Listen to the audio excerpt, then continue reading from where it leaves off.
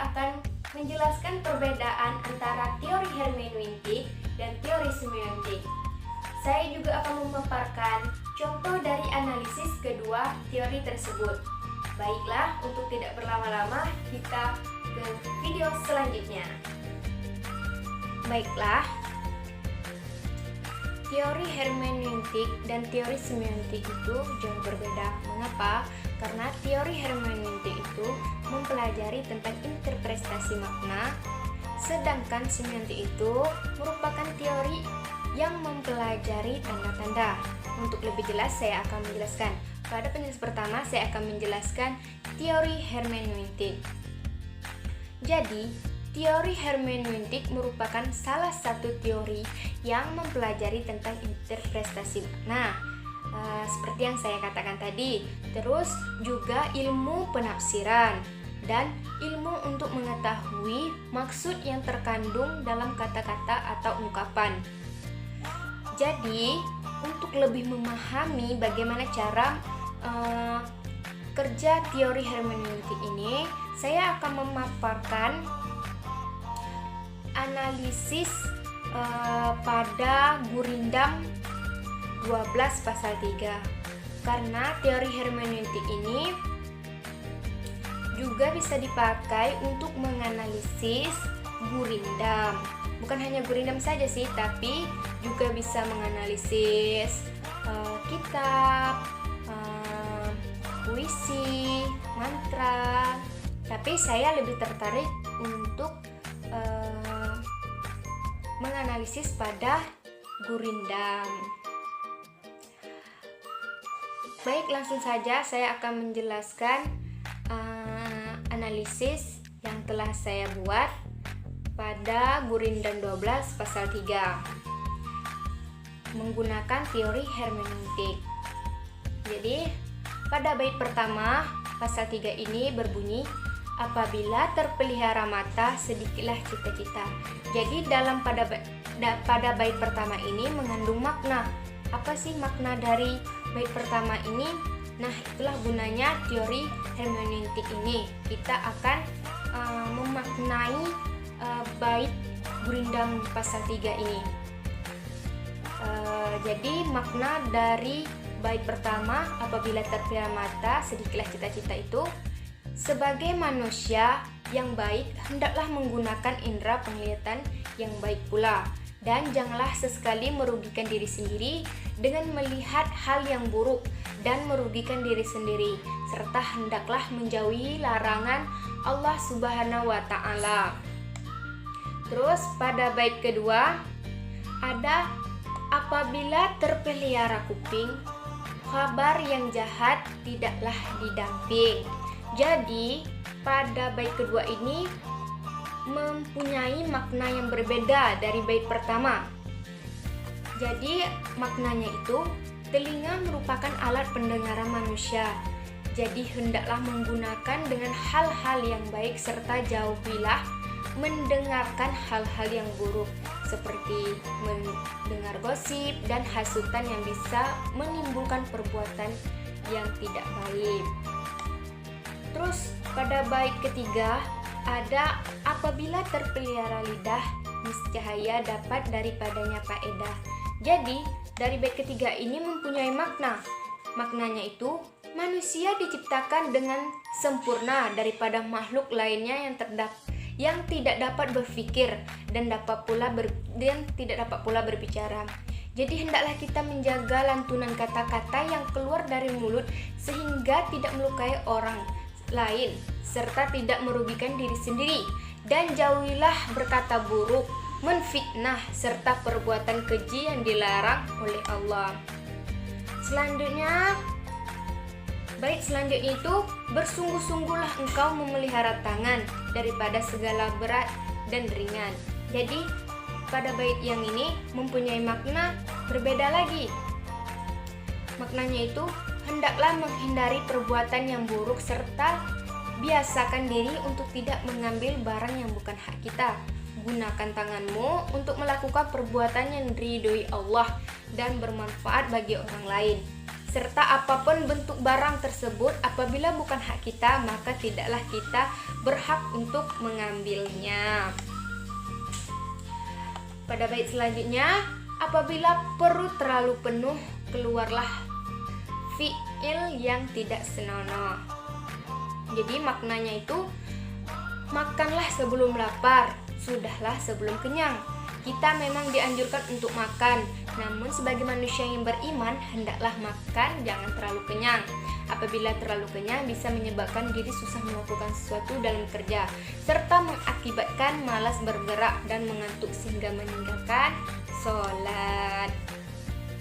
Pada bait selanjutnya, anggota tangan hendaklah ingat, disitulah banyak orang yang hilang semangat. Jadi pada bait ini mempunyai makna yang berbeda juga. Maknanya itu, janganlah kita melakukan perbuatan yang dilarang oleh agama yang membuat hidup kita tidak terarah dan terjerumus ke dalam lingkaran setan hingga hilang semangat untuk menjelaskan hidup yang lebih berfaedah.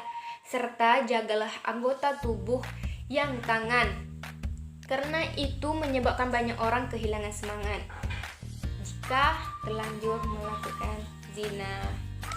Jadi pada bait terakhir ini, hendaklah pelihara kaki daripada berjalan yang membawa rugi. Jadi pada bait terakhir ini mempunyai makna, gunakanlah kaki ke arah yang lebih bermanfaat bagi diri sendiri dan jauhilah untuk melakukan hal yang tidak senonoh yang bisa merugikan hidup. Dengan hal-hal yang positif, ayunkanlah langkah kaki untuk yang lebih bermanfaat seperti ke masjid. Jadi pada Gurindam 12 pasal 3 ini, dari tiap-tiap baitnya itu memiliki makna yang berbeda. Itulah gunanya teori hermeneutik.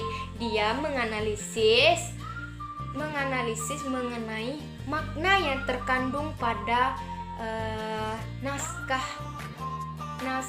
atau karya Gurindam 12 Raja Ali Haji ini. Nah, sedangkan teori semiotik seperti yang saya katakan tadi merupakan teori yang mengkaji tentang tanda-tanda. Jadi, teori semiotik ini menjadikan karya sastra itu sebagai objek tanda-tanda yang memungkinkan karya sastra itu memiliki arti tertentu. Dalam suatu karya sastra yang berhubungan dengan petanda dan penanda tidak hanya ada satu, tetapi ada tiga. Yang pertama itu ada ikon, kedua ada indeks, dan ketiga ada simbol. Nah, untuk lebih memahami mengenai teori semiotik ini dan bagaimana cara kita menerapkan pada karya sastra yang ingin kita analisis, di sini saya mengambil contoh penerapan teori semiotik pada analisis mantra. Di sini saya mengambil mantra ubat gigi. Untuk itu kita akan memilah atau membedakan mana yang termasuk ikon, mana yang termasuk indeks, dan mana yang termasuk ke simbol. Jadi dalam mantra ubat gigi ini ikonnya itu terdapat pada kayu arah dan gigi. Jadi kayu arah dan gigi ini merupakan petanda sebagai gambaran langsung dari penanda yang memiliki hubungan alami antara penanda dan petanda. Jadi dapat diartikan kayu arah dan gigi ini, kayu arah itu merupakan ikon dari gigi kita yang sakit. Terus ada indeks. Indeksnya itu ada akar perang memerang, kulit perang memerang, daun perang memerang, pucuk perang memerang, kabul Allah, kabul Muhammad, dan kabul baginda Rasulullah. Jadi pada mantra ini merupakan penanda yang memiliki hubungan sebab akibat antara penanda dan petanda. Nah, dapat diartikan dari indeks mantra tersebut bahwa dari bahan-bahan yang alami yang disebutkan pada mantra itu merupakan bahan yang diucapkan untuk menyembuhkan sakit gigi. Jadi, walaupun hanya ucapan, bahan-bahan alami itu bisa menjadi obat pada gigi yang sakit. Walaupun tidak nyata, tapi itu menurut keyakinan orang Melayu itu bisa menyembuhkan gigi yang sakit dari bahan-bahan yang diucapkan dari dukun yang mengucapkan mantra tersebut. Yang ketiga itu ada simbol.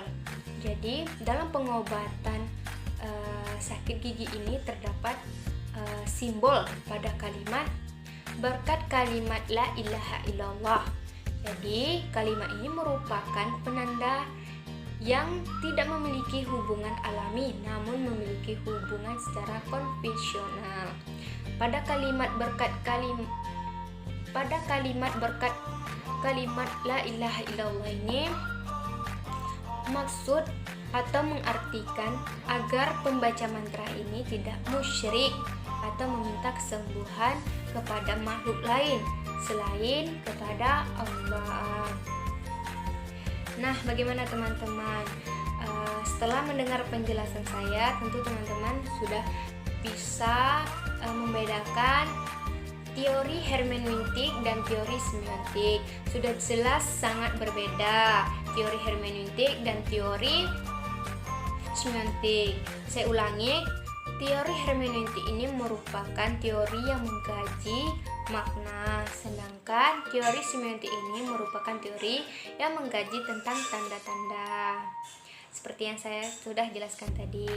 Saya harap dengan adanya video ini bisa bermanfaat bagi teman-teman. Dan jika ada salah, saya mohon maaf. Saya akhiri dengan wabillahi taufik wal hidayah. Assalamualaikum warahmatullahi wabarakatuh.